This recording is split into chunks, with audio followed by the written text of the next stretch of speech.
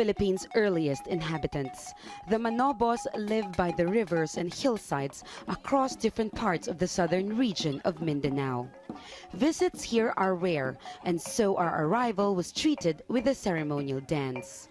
Over the past decades, the Manobos have been driven from most of their ancestral land. Armed conflict has plagued most of their communities for decades.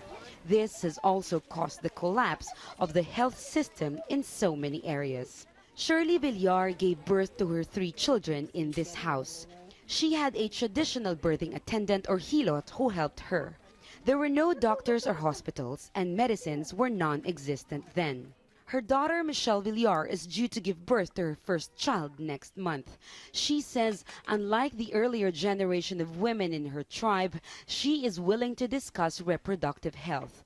There are no health centers nearby, and she travels for kilometers just to go for her prenatal checkups. So she says she will most likely give birth in the house too. Wala na po kaming choice kung I do not have a choice. There won't even be time to go to the ambulance. I may have a scheduled delivery, but what if my baby doesn't arrive the next day? There wouldn't be enough time. Women from indigenous communities are among the most marginalized in society. In Mindanao, where more than 60% of indigenous people live, most of the women do not even have access to basic services. This birthing facility does not even have half of its much needed equipment.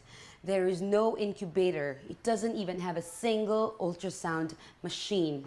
But health workers say they do what they can, and this facility is already the best in the area.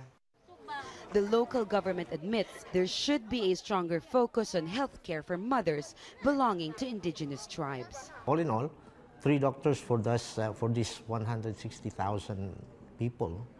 So we need additional personnel like doctors and nurses.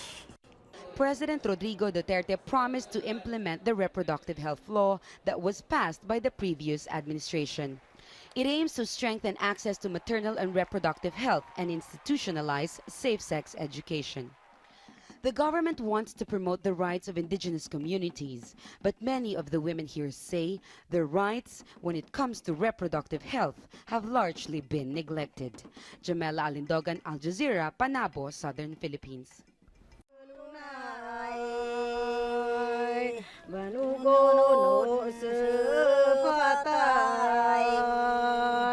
Lam